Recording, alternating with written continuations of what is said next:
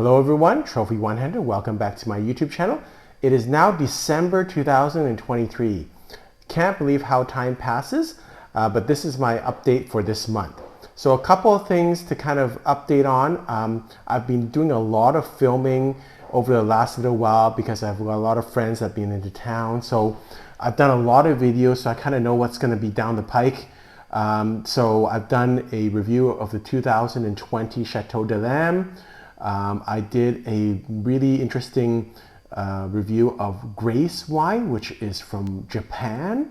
I've reviewed the 2014 Cristal. A really interesting one is that I am re-reviewing M. Chaputier's Croix Hermitage. I believe it's 2016. I did a video about 3 years ago, and it's one of my first, so I'm kind of slowly replacing those old videos with new re-reviews, just because my view is that after a while, probably between 3 or 4 years, those rating reviews are really not relevant anymore because the wine has evolved. So you'll see those come off my site if they're reviews, but if they're kind of general knowledge type of videos, then they'll continue on this site. I also had the pleasure of drinking the 1989 Camel Segura, which I'm bringing that to you also. So because I've done so many of these reviews, that gives me some opportunity perhaps in the December month, perhaps during the holidays, like near Christmas and New Year's, to do some live tastings and videos. I really enjoyed the last one I did on the Flaccinello wine. Really surprised that actually some people tuned in, so I was really happy about that, and so it was a really good experience. So I might try that again during the holiday season. This month I'll be traveling to Vegas, and so if I have any subscribers out there in Vegas, if we can get a right time, then I'd love to drink with you. So as it comes to the end of the year, I'm going to kind of look at what I'm going to drink with next year. I've got some plans to expand my areas of interest. So this year my areas of interest were Chambon, Musigny, and Barolo. I'm going to continue that because I really haven't drunk through all the top end wines there. I would like to do that next year. More top end and older vintages of Barolo, likewise with the Chambon, Musigny region, and then add a couple of more regions. Every month I try to talk a little bit about different wine thoughts that I have, and I got a couple of things on my mind this month. I love comments on my page, whether they're agreeable or disagreeable. I love to answer and interact with all my viewers and subscribers. And I really appreciate everyone's being so respectful. I make a lot of mistakes on my videos. But what I try to do is I try to bring a different perspective. So I really do appreciate that people kind of correct me, and they're always very polite about it. And I'll try to explain myself. If I'm wrong, I'll kind of say I'm wrong and try to update the video. But I want to create a YouTube channel that's a little bit different than everyone else, and that's, I think, very healthy. I'm not competing against any other channel. I actually watch a lot of these channels, quite frankly, and I learn from them. And I respect them as wine experts because a lot of them have a lot more knowledge than I do, Master of Wines and higher certificates. What I try to bring is a more consumer perspective. So I have a little bit of training. I have WSET 2, and one of the reasons I don't want to go further is I want to keep this consumer perspective. I'm really happy with the knowledge that I have. A little bit of knowledge. I really still enjoy my wines, and I'm not too technical. So I like that part of it.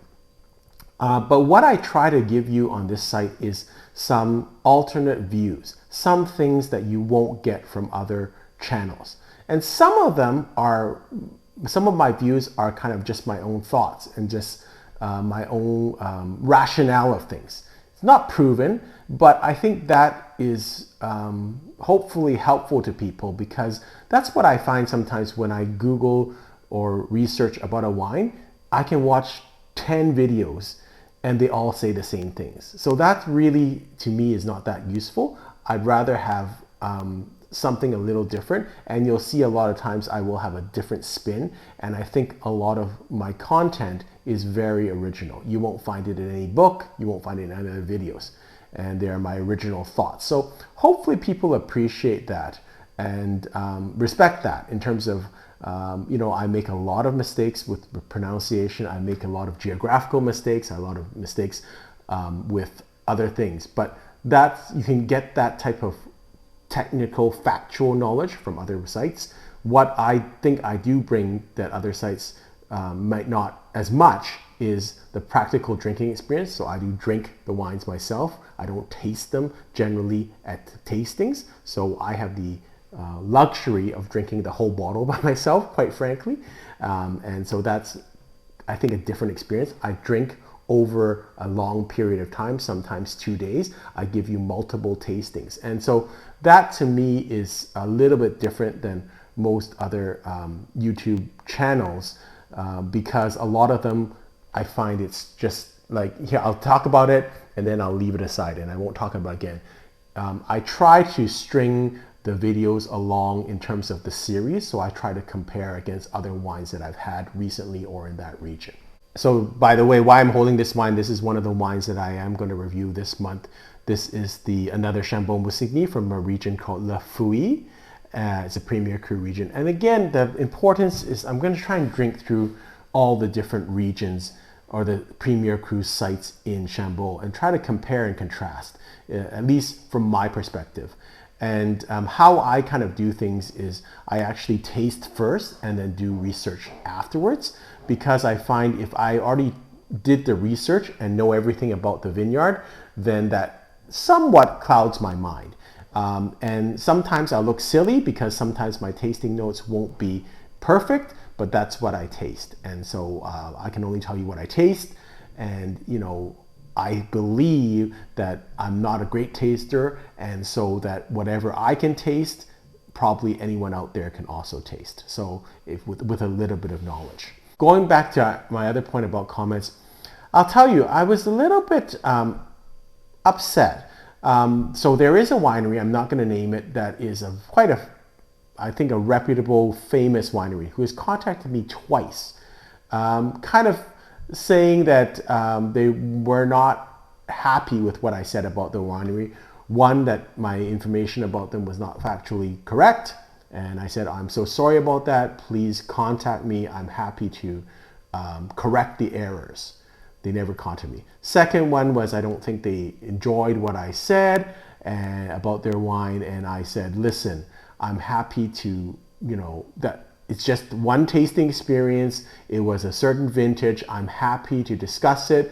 I'm happy to, you know, if your agent wants to reach out to me, if you're ever in town, I'm happy to drink with you.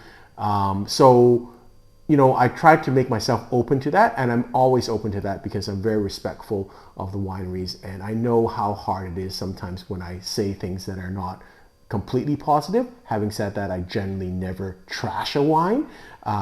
Again, no comment. So this to me is difficult because from my perspective, I always want to engage. If I'm incorrect, I'm happy to look at it and to discuss it and admit I'm wrong.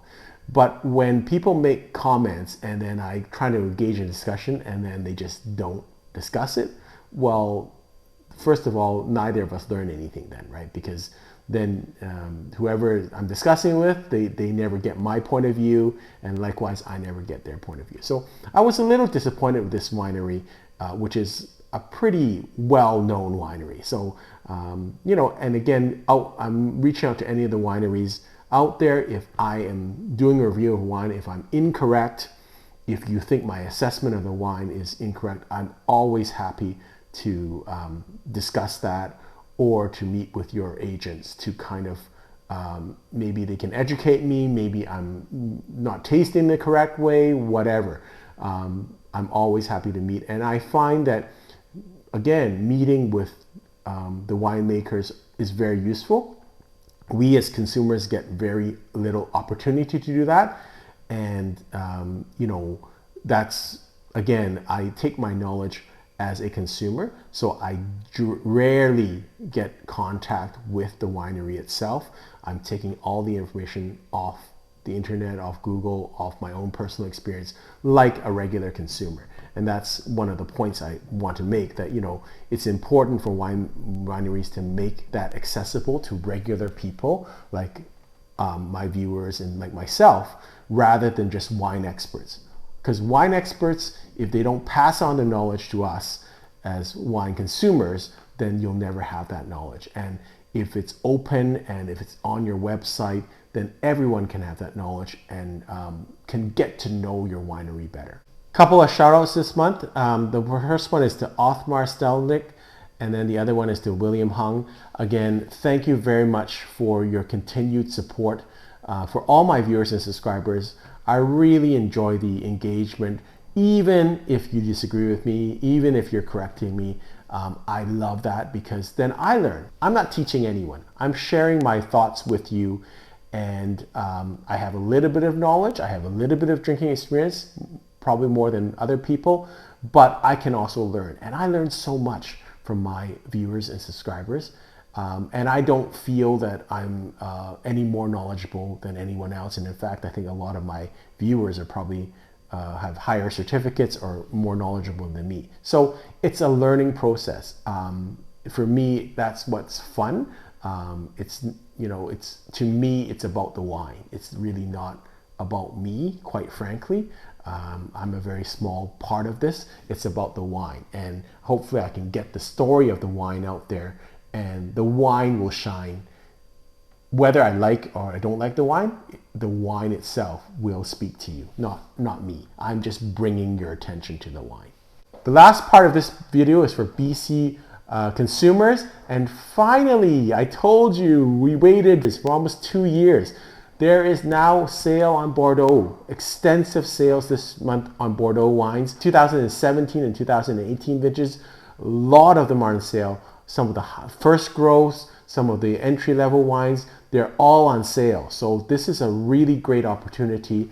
We waited for 2 years for this, so please take the opportunity to buy your Bordeaux if you can get them while they're in stock. I'll kind of list some of them, but in general, pick the 18 over the 17. The 17 is a great drinking vintage, but if they're the same price, you know, I would rather pick the 18.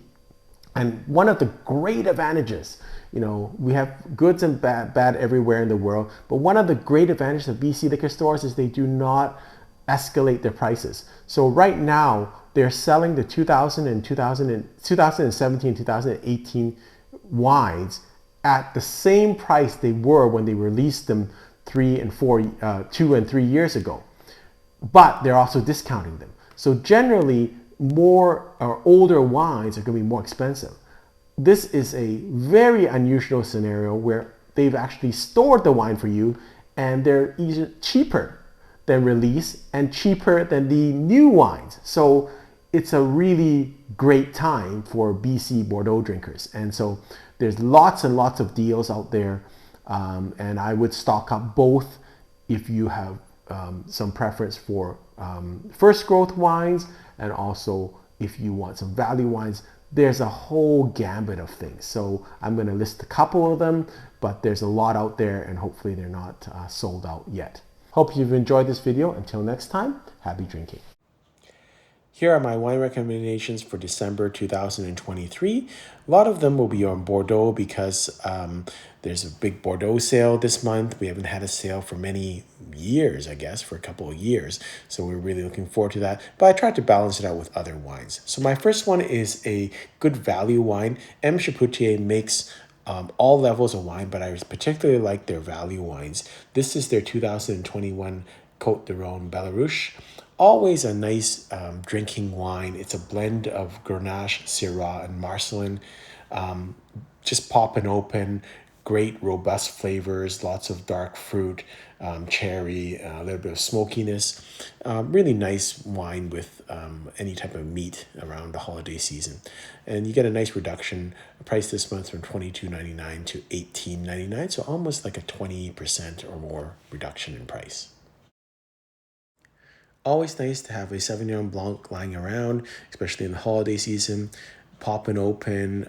Everyone likes it because it's nice and acidic. It's got some lemon citrusy notes. So this is from Babbage in New Zealand. It's their 2022 Sauvignon Blanc, 92 points Wine Spectator. Popping open. Great to have this and then the Chapoutier around just for any kind of last minute meals. And these are always very acceptable wines. Nice price reduction this month from $20.99 down to $17.99. Lots of Bordeaux are on sale this month from the 17 and 18 vintage. Again, if I had my choice, I'd pick the 18, which is a little bit stronger vintage, and I'd go with places like Pauillac. Pauillac is always a very sought after region. That's where Chateau Lafite, Chateau Latour, Chateau Mouton Rothschilds come from. This Grand Puy Ducasse is one of my favorite producers, value producers. It's a fifth growth, but great soils. This is going to be a blend of 52% Cabernet Sauvignon, 48% Merlot. It is fairly early drinking. I think the 17 is on sale. So if you want to have very early drinking, then buy the 17. The 18 is a little bit better vintage.